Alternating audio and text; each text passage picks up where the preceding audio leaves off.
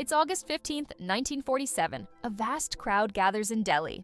The Union Jack flutters down for the very last time. Britain's 200-year rule over India, the crown jewel of its empire, has come to an end. But this isn't a story of mercy. It's not about moral awakening or compassion. It's about money. Because by 1947, Britain wasn't letting India go out of generosity. It was letting go out of bankruptcy. World War II had shattered the British economy. National debt exploded to over 200% of GDP, exports had collapsed, and the treasury was empty.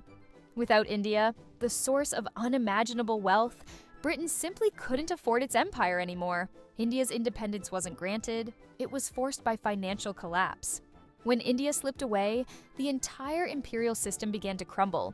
To understand how the world's richest empire went broke, we have to go back to its beginning. On December 30th, 1600, Queen Elizabeth of Mars signed a royal charter giving a group of English merchants exclusive trading rights with lands east of Africa and west of the Pacific. That company was called the East India Company, and it would become the most powerful corporation the world had ever seen. At first, it seemed harmless, trading in spices, textiles, and tea.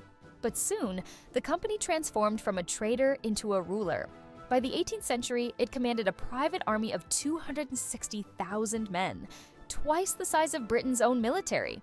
It had its own flag, its own currency, and eventually its own empire. The turning point, Plassey, 1757. In 1757, the Battle of Plassey changed everything. The East India Company defeated the Nawab of Bengal and was granted the Diwani, the right to collect taxes in Bengal, Bihar, and Orissa.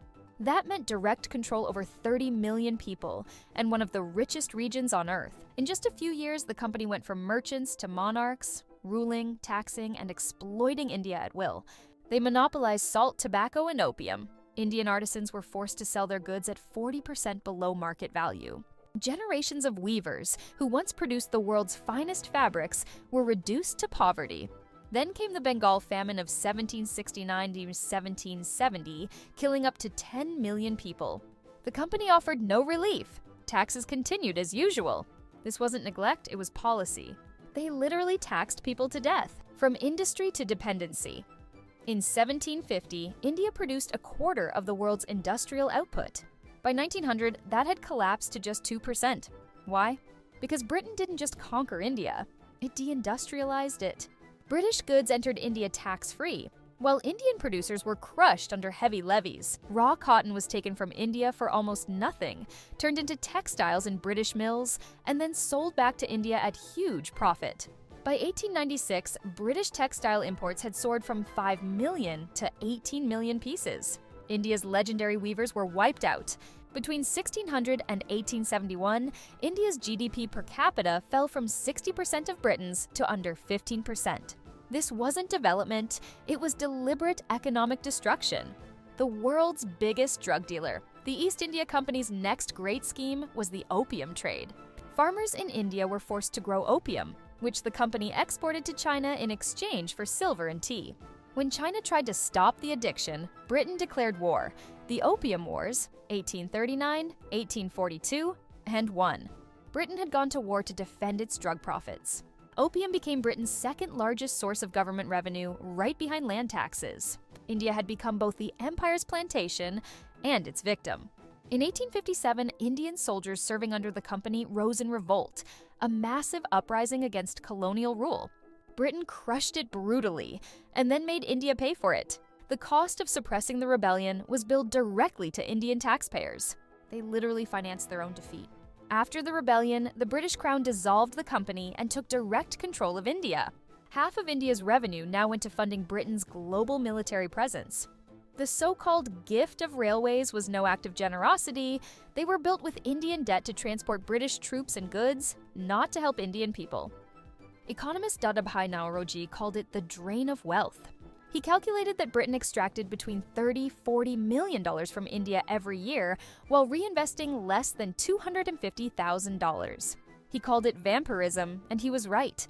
When wealth leaves a nation and never returns, that nation bleeds. During World War I, over 1 million Indian soldiers fought for Britain across Europe and the Middle East. More than 150,000 were killed or wounded. India also shipped vast supplies of food, cotton, and timber, most of it paid for by Indians themselves. By World War II, Britain's reliance on India deepened even more. The British Indian Army swelled to 3.3 million men, the largest volunteer army in history. Britain issued sterling balances, IOUs that made India its greatest creditor. Then came the Bengal Famine of 1943, a man-made catastrophe that killed up to 3 million people. While India starved, Churchill diverted food to Europe and sneered that Indians should learn to look after themselves. Britain even tried to use the famine as leverage to erase its debt to India. It was imperial arrogance at its peak. By 1945, Britain was bankrupt. Its debt was twice the size of its economy. Exports had collapsed, and the empire was financially unsustainable. The US stepped in with a $375 billion loan, and Canada added another $1.9 billion. Debts Britain wouldn't finish repaying until 2006. Without India's wealth, the British imperial machine ground to a halt. On June 3, 1947, Britain announced its withdrawal.